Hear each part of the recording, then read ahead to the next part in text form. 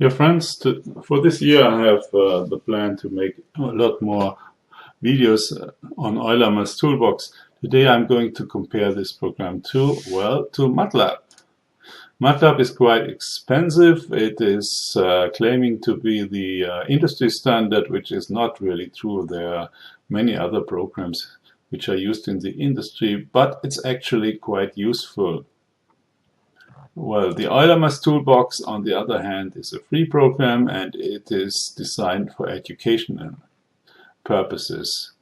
Matlab, the expensive Matlab, has some free alternatives like CLab and GNU Octave, and you can use either of them instead of Euler's Toolbox, but I want to advertise to you have Euler's Toolbox installed at least in parallel to these programs, because many things are easier in Euler's Toolbox, and those things I want to point out today. So I have enlarged the form for Euler's Toolbox for this video, and first of all you can, like in Matlab, you can enter 1 colon 10 and will generate a vector from 1 to 10. The typical Matlab example of the Matlab language is defining a vector of x like this. I will hide this output. Yeah, it's just 101 values of x, and then computing a function. This is x to the power 3 minus x. I will also hide this x, output, and then plotting it, which is in Euler plot 2D, x times y, and you get a plot of this function. Well, the expression x to the power 3 minus x is evaluated element for element. So each element of x is taken to the power 3, and then each element of x is subtracted from the result, and you get this value y, these values y. And then you can plot a line, segments joining the points x, I, y, I, like this. Well, the first difference, which you already may have noticed, is that I can go back and edit all this. Just let us change x to use only 11 values. So now I press Shift, Return, and it will re-execute the block here. We can delete that because we don't need it, and we get a cursor block where we can also add points. This is a special syntax, which just means that we set the parameter add points to true, and it will add these points. Plot 2D can do a lot of things like that. Well, so we have a notebook interface, and it also has a markup language to enter headings. Let's call it first example. Plot a function like this. So you get a heading and the text, and you can also use LaTeX if you have it installed. And this will be rendered by LaTeX and then inserted into your notebook.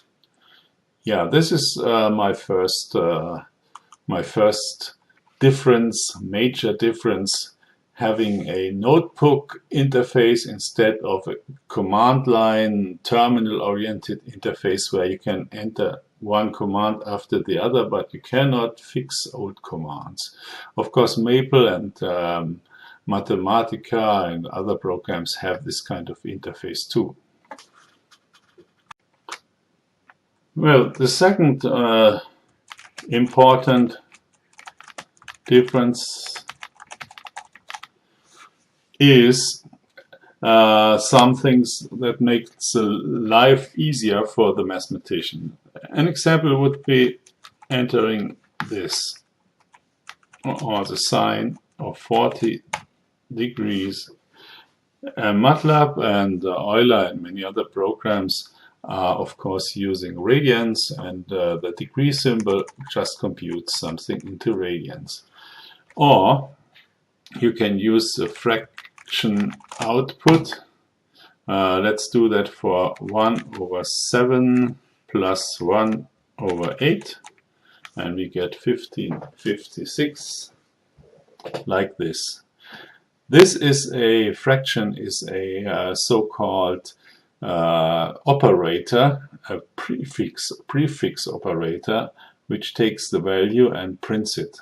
You can define prefix operators like this, and fraction is just one of them. Of course, you can also switch permanently to the frac format, and you can specify a length like this, and then we can use let's say 1/7 and 1/v will just give us the values 1 to 1/7 in fractions, and it would output it in fractions in 6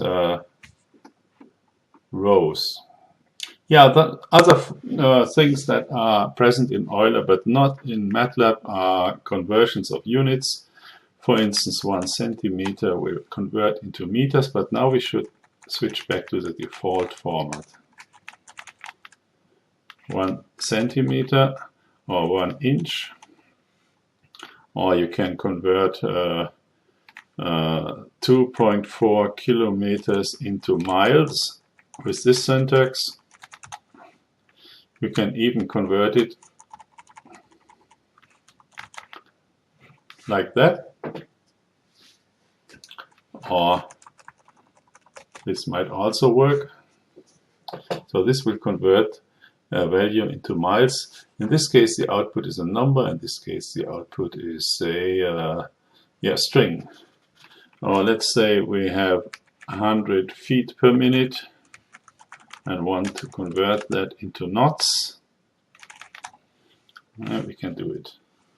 Or into kilometer per second. Sorry. Yeah, or in meter per seconds. Yeah, that's quite interesting. Just so you can convert units, and that might be very useful. Well, you can also define short functions for your purposes. Say the function above you could define as a function, and it will just work. So this was a one-line function, but we can also define multi-line functions.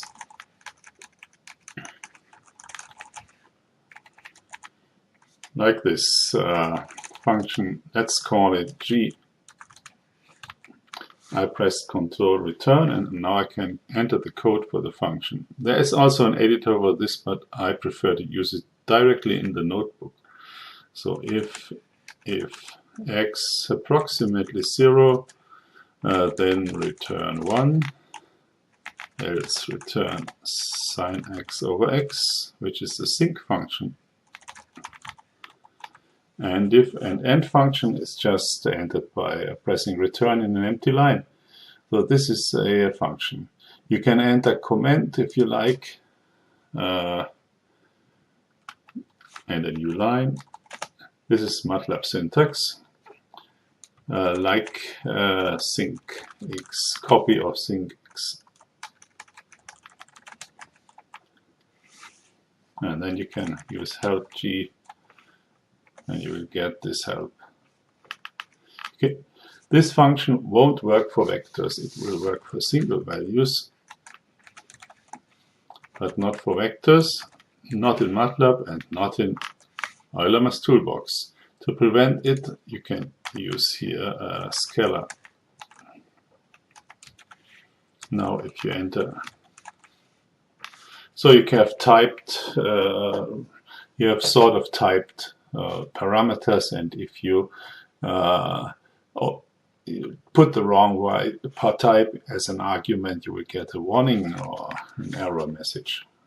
You can map it so that it works for vectors with the map keyword. Yeah, this makes it a bit slower, and on the other hand, you get this type of, well, matrix language compatibility. Well, let's plot this function from 0 to 2 pi. Another difference, you don't have to write 2 times pi. Function plot needs only 2 arguments. This is plot 2D in Euler as Toolbox. So the plot is a function from Matlab, and in Euler it's plot 2D. Plot also exists, but only for very primitive output. So here you get all these labels and things, and you can add more labels like a title, sync. Title. Yeah, you have a title. You can also have an X label and a Y label.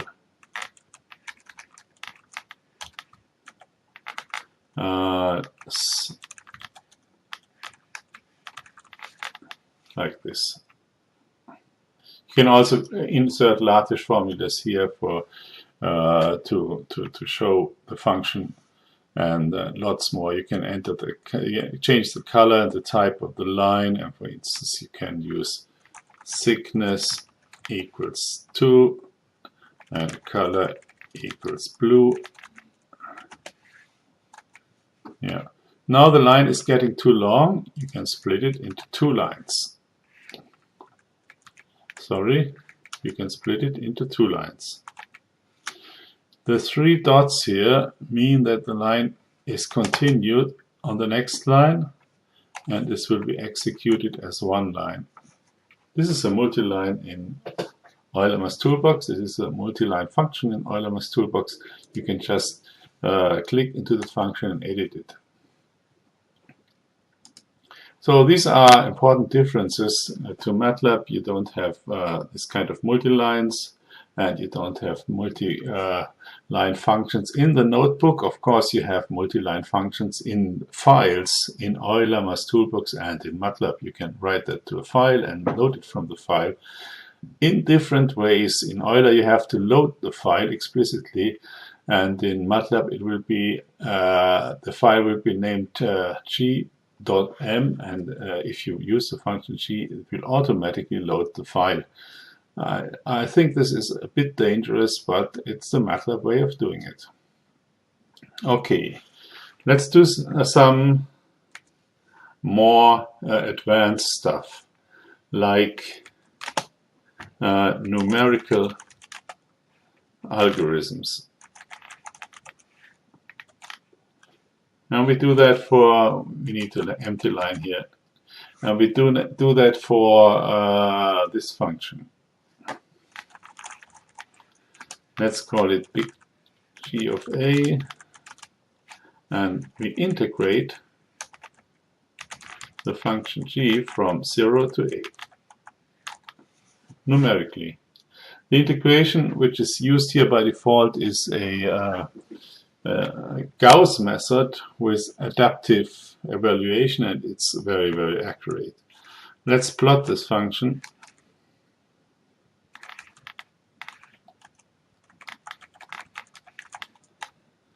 So this is in fact the integral, and it's 2 pi maybe.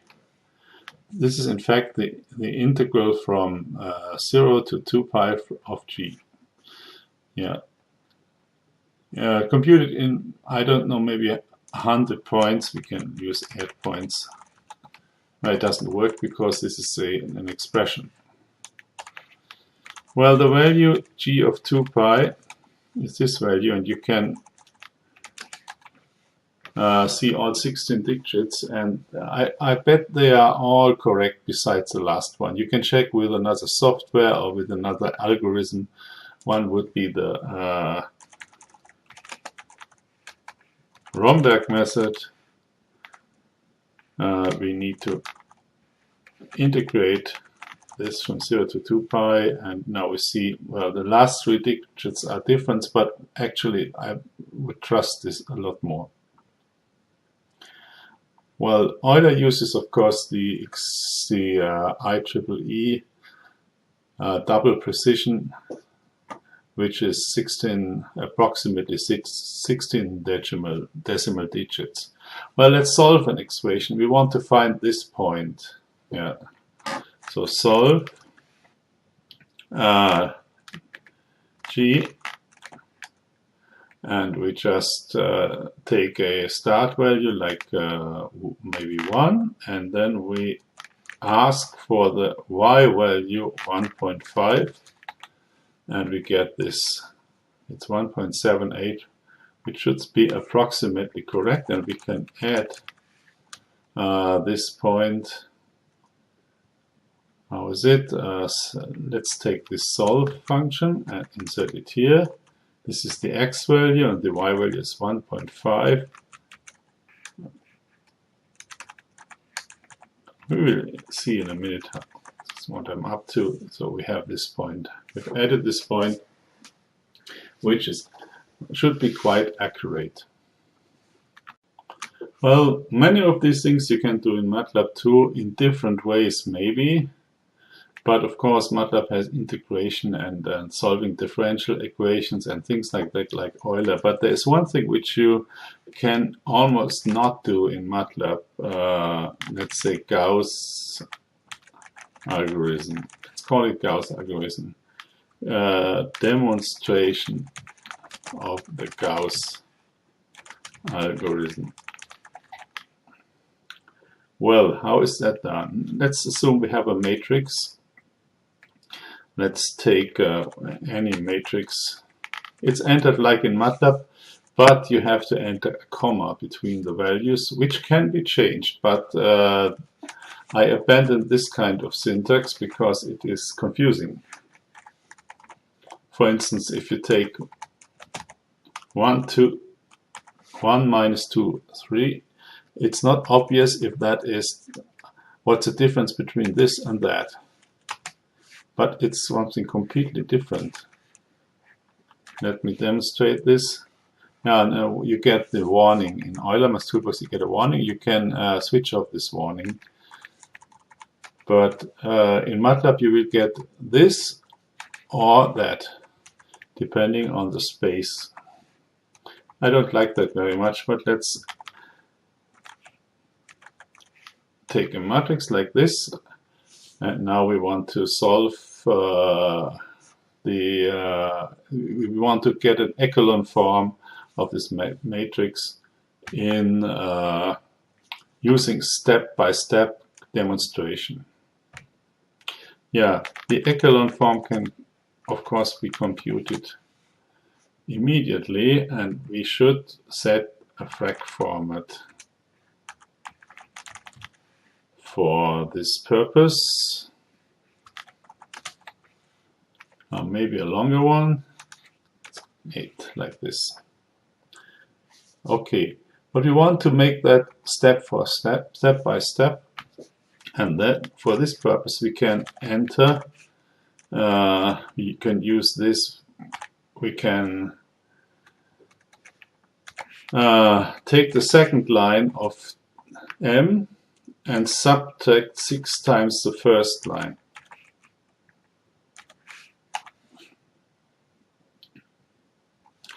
Now m will not change. See that? You have to, of course, make it like this, and then m changes. There is a shortcut for this, but I don't want to use it. m2 equals m2 divided by 15, and then finally m1 equals m2 m1 plus 2 times m2. Okay, we got this matrix. So let me show you the shortcut. Let's the function pivotize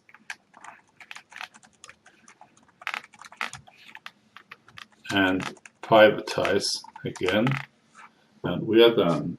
This is very useful for classroom demonstration of the Gauss algorithm or of the simplex algorithm or any other algorithm which needs to demonstrate the Gauss algorithm step by step. Yeah. This cannot really be done in Matlab because you would have to write all this into a file or into an editor and run it, and then see if you have done something wrong and then change the file. In Euler you can just go back or run all the commands once more. Another thing is I want to put the frag format in front, and now I have something useful which demonstrates the Gauss algorithm step by step, and the pivotize function changes the matrix M. Matrices are passed to functions by references, whereas other values are passed by value, but the matrix can be changed from within the matrix, within the function pivotize, and that's how this function works. So let me talk about symbolic stuff which is important for the classroom using a function, a program named Maxima. Maxima is a program which is installed along with Euler's Toolbox and runs in the background if you need it. And symbolic expressions are entered with the ampersand. So if you put this expression in after a symbolic ampersand, you will get this output which is done by Maxima. Well, what can you do with that? Let's store this to a value. Let's call it f. So f is now this symbolic expression. This symbolic expression is indeed stored twice, once in Euler and once in Maxima. And in Euler it's just a string.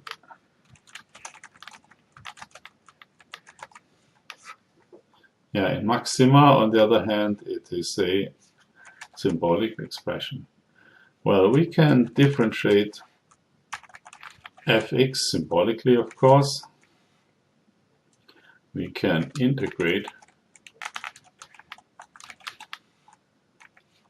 and we can do all sorts of things with that. Of course, Maxima has commands for solving differential equations, solving linear systems, optimization, and so on.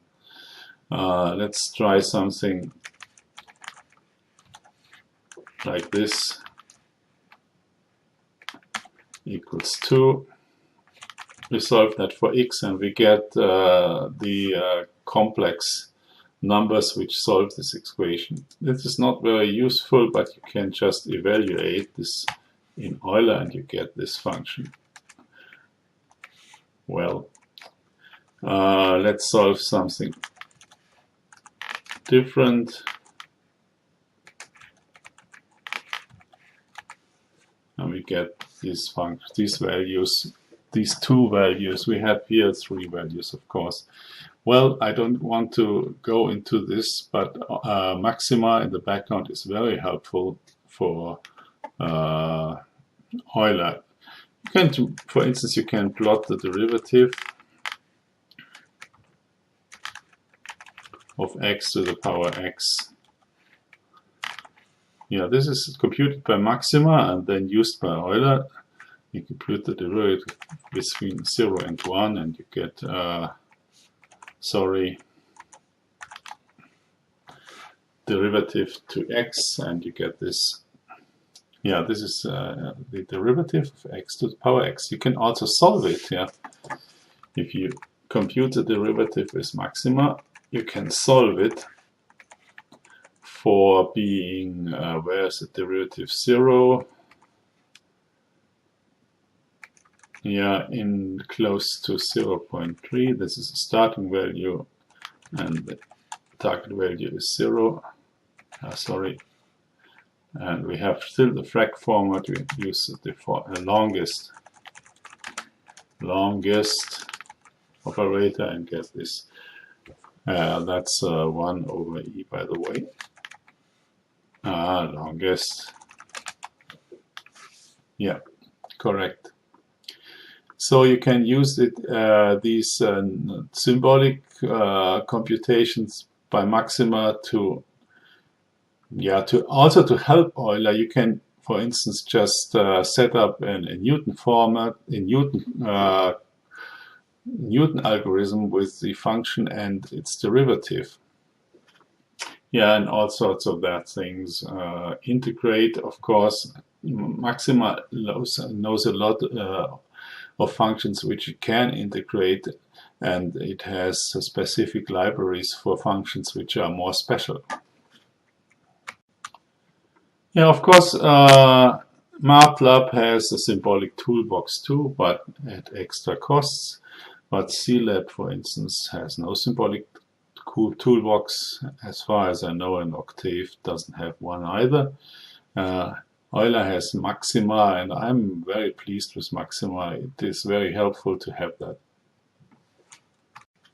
So this should end my short introduction into differences between Euler's Toolbox and Matlab. But finally, let me export this notebook in either HTML form or in PDF form.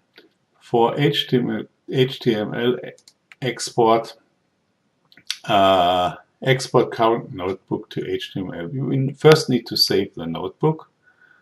If we save the notebook in the desktop, let's call it test, we get two files. The one you don't see is images, and the other is the notebook file.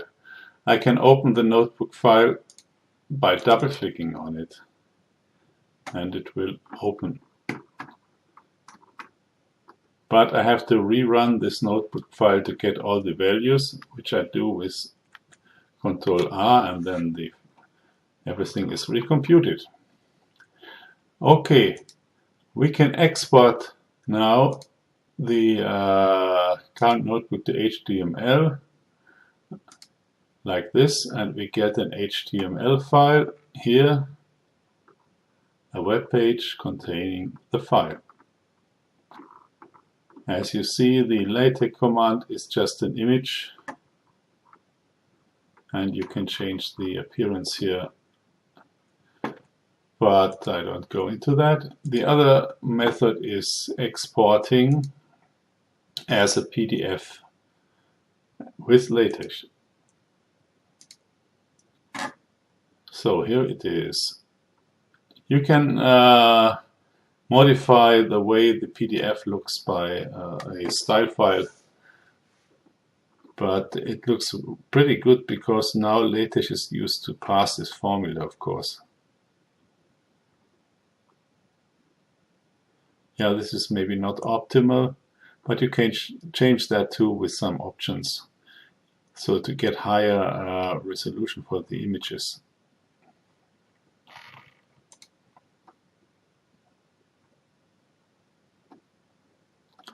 Okay, so these exports are also not valuable if you don't have a notebook interface. Well, thank you for listening to this longer video, and I hope you now know why Euler's Toolbox can be more useful to you than other programs. For the details on various methods, numerical methods, which are available in Euler's Toolbox, I will try to continue with a sequence of videos about these special methods. Thank you. Bye-bye.